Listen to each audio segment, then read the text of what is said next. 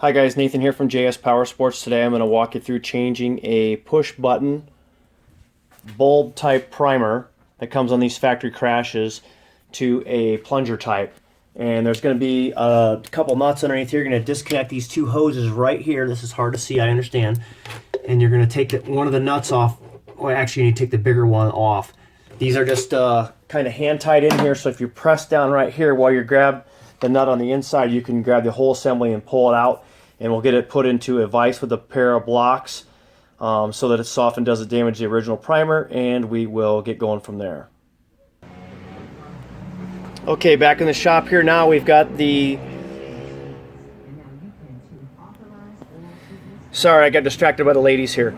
We take out the watt hole, which is on this big nut here, and then down underneath here we are just going to loosen up this actual button style primer. And that'll all spin off now. And this will come out of here. Now we're going to take a step-up drill bit. We're going to drill this out to the proper size that'll fit this new plunger here.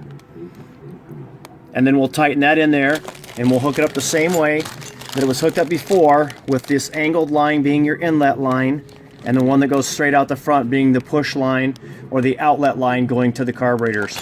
That is basically it, guys. This stuff is all available on jspowersports.com. Hit like, hit subscribe, and we'll bring you some more. So here we are with the watt hole and the nut on there. Squeeze into the vise in the wood blocks here so we don't scratch it up. And we've got our unibit here, step-up bit, and we're going to drill it down through until the plunger style primer fits right in there. Okay, we've got our plunger style primer hole drilled out here, and this is going to go about that far, and you're going to see that we're going to need to grind off these edges to get it to recess all the way down inside this watt hole. Okay, now we have the plastic nut part of the primer here all ground off smooth and round. It's going to fit right through the watt hole, and you'll have to suck it down in tight. Hopefully you'll have a nice tight fit like that. You can silicone in there if you need to, but it's probably really not necessary. They're going to send a washer, a locking washer, with the primer kit. You don't need to use that. It actually won't allow this nut to come back off here. So just put your standard nut back on here and just finger tight this stuff up. It doesn't have to be super tight.